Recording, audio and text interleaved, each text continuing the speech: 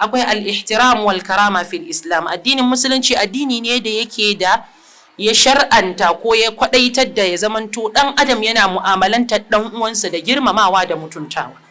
Addini bai yadda a raini ba, bai yadda a tozarci ba, bai yadda a ci mutunci ba, bai yadda da yarfa ba, bai yadda da kage ba, bai yadda da cin zali ba. Wannan kar mu dauka kadai a cikin mu'amalan mu da junan mu ne, har mu'amalan mu da ƴaƴayen mu da muka haifa.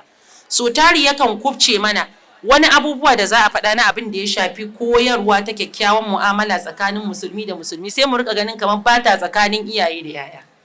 Haka ne ko ba haka ba? In an ce a tausasa lafazi sai mu ga wannan aini na haife shi da haka dole ya juri duk abin da zan faɗa. In an ce a bi a sannu sai mu ga to meye ni dan da na haifa zan bi a sannu. In an ce a kyautata kalma sai mu gani kamar babu ƴaƴan da aka haifa a ciki, kuma wanda wannan ba daidai bane ba.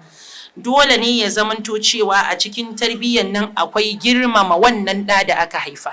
In na ce girmama shi ba ina nufin a girmama shi irin girmama wadda shi zai yi miki a matsayinki na wadda kika haife shi ba, sai dai girmama shi a matsayin shi na ɗan adam, kiyaye mutuncinta da darajarsa, musamman idan ya fara kaiwa shekaru na tasawa. Irin faɗan da za a yi ma wa yaro ɗan shekara 3 da wanda za a yi wa yaro ɗan shekara 7 ba daidai yake da wanda za a yi ma yaro ɗan shekara 10 ba.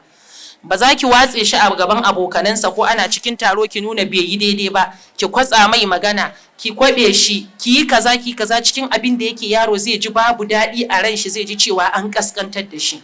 Kuma wannan da dama daga cikin iyaye suna fadawa cikin irin wannan zagi, kalma mara daɗi, gwasalewa, yaro ya taho zai yi abu ki kwabe shi a cikin mutane ko da ko mutanen nan sun haife sa.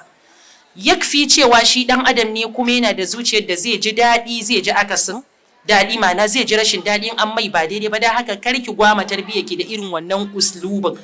In kika saba wa danki da irin wannan, ya san ko a ina zai abu zaki hantare shi, zaki watsi shi, to sai ki kamar yana gudun ki a wasu al'amuran ma yana komawa gefe, bai so ya sako ki a ciki ko bai so ya rika rabaki.